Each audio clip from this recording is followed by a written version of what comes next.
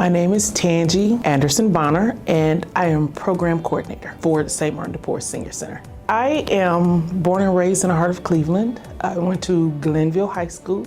I'm an artist, and I went to school for art, and one day a teacher kind of just closed the book on us and said, you can be the best artist in the world, but if you don't know how to manage your money, you might as well give it away.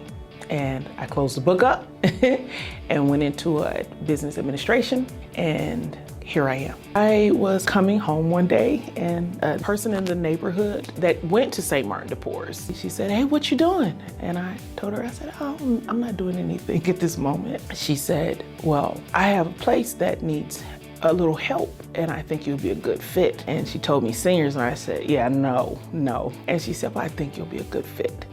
And I just walked in to Catholic Charities, and the rest is history. And I fell in love with St. Martin de Porres, the seniors, the community. They bring out the best in me. My great-grandmother, her name is Callie Dale. She was barely 4 feet tall. She wore stiletto heels till she hit the dirt, and hats this big, and we used to call her Little Big Mama Zorro, because she wore some big hats, and she's gonna whip you back into shape if you step out of line. She was strong. She had a loving heart. She didn't take no mess. She loved the Lord with all of her heart. She had a sense of humor. There was not a time in my life that I did not sit at her dinner table, and there was always a new child sitting there from the neighbor. She didn't care who you were, what color you were. She didn't care.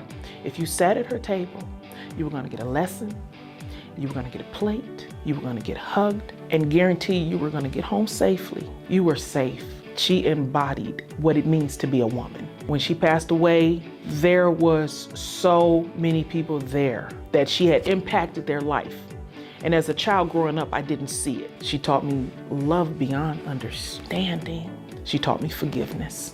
And I'm grateful that I got to be a part of her life. I'm grateful that she's a part of my lineage. I'm very proud to be a great-granddaughter. How many people get to see their great-grandparents? To be a woman is the greatest gift for me that God could have done. I don't know what it's like to be anything else outside of being a woman. To be a woman means that you are blessed to be somebody's mom, somebody's friend, somebody's sister. I get to be all those things and still be feminine. I get to stand in my womanhood completely. I get to show the world that I'm competent, I'm empathetic, I'm passionate, and I'm still a woman. I get to be those things. I get to tell the world that I don't care what you guys do, I'm enough. I don't care what you think, what you say, I'm enough. And that's what I think all women, regardless of our age, we need to know that we are enough. The insecurities, all that stuff, it has to stop. You are who you are at that time in your life. You are enough. What happened yesterday is yesterday, it's a memory.